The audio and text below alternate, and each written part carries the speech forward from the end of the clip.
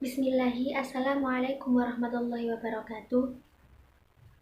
Yang terhormat Ibu Lenaria Arofatul Ilmi Uswatun Hasanah selaku dosen pengampu mata kuliah Keterampilan Berbahasa dan Komunikasi.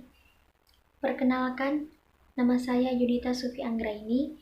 Di sini saya akan mempresentasikan mengenai materi mampu menguasai konsep menulis.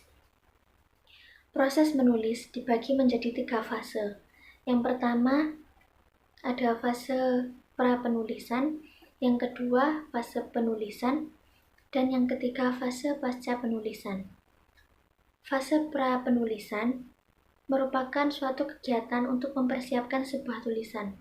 Contohnya seperti menentukan topik, tujuan, sasaran karangan, mengumpulkan bahan, serta menyusun kerangka karangan. Kemudian fase yang kedua yaitu fase penulisan. Setelah kerangka karangan tersusun, pada fase ini dilakukan pengembangan butir demi butir atau ide demi ide dalam sebuah tulisan yang runtut, logis, dan mudah dibaca. Yang terakhir yaitu fase pasca penulisan. Pada fase ini dilakukan penyuntingan dan perbaikan agar nantinya tidak terdapat kesalahan dan hasilnya sesuai seperti yang diharapkan si penulis. Pada poin selanjutnya, saya akan menjelaskan mengenai pengertian menulis. Pengertian menulis merupakan kegiatan berupa penuangan ide atau gagasan dengan kemampuan yang kompleks melalui aktivitas yang aktif produktif dalam bentuk simbol, huruf, dan angka secara sistematis agar nantinya dapat dipahami oleh orang lain. Kemudian di sini saya akan menjelaskan mengenai jenis tulisan. Jenis tulisan dibagi menjadi 4. Yang pertama narasi, yang kedua deskripsi, yang ketiga eksposisi, dan yang keempat argumentasi.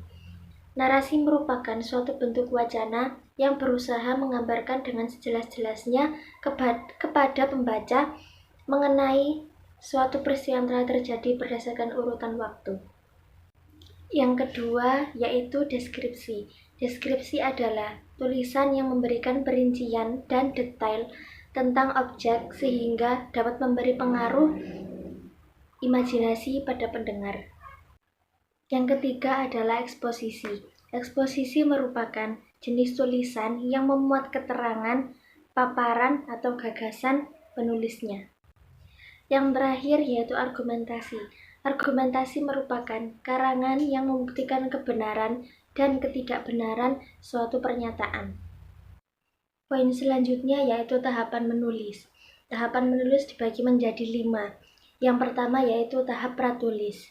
Tahap pratulis adalah tahap awal dalam kegiatan menulis, mulai dari menentukan topik serta mempertimbangkan menarik atau tidaknya suatu topik. Yang kedua, tahap pembuatan. Penulis di sini membuat isi tulisan mengenai topik yang telah ditentukan tadi. Yang ketiga, tahap revisi. Merevisi berarti memperbaiki. Jadi, apabila dalam proses pembuatan tadi terdapat kesalahan baik kata maupun isi tulisan, kita harus memperbaiki kesalahan tersebut. Tahap yang keempat yaitu tahap penyuntingan. Tahap penyuntingan merupakan meneliti kesalahan atau kelemahan dalam tulisan. Dan yang terakhir yaitu tahap publikasi. Dalam tahap ini, penulis mempublikasikan atau mengirimkan tulisannya kepada penerbit, redaksi majalah, dan sebagainya. Poin selanjutnya yaitu strategi menulis. Ada 4 strategi menulis yang harus kita kuasai. Yang pertama yaitu membangun motivasi diri.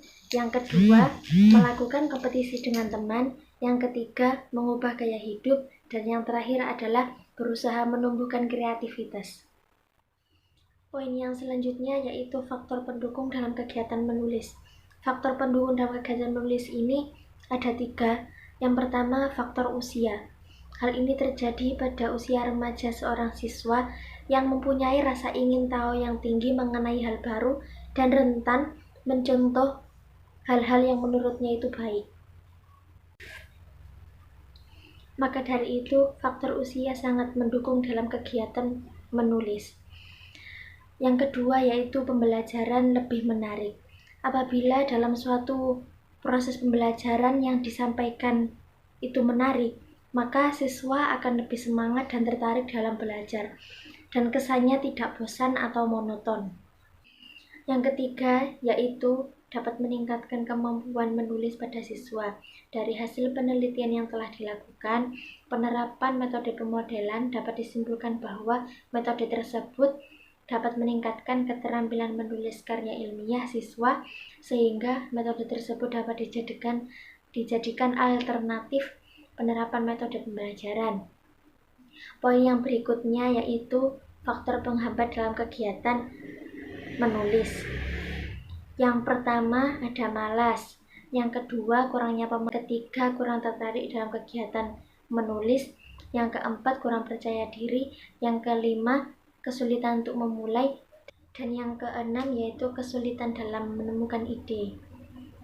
Cukup sekian presentasi yang dapat saya sampaikan. Apabila ada salah kata dan perbuatan, saya mohon maaf yang sebesar-besarnya, dan kurang lebihnya saya mohon maaf yang sebesar-besarnya.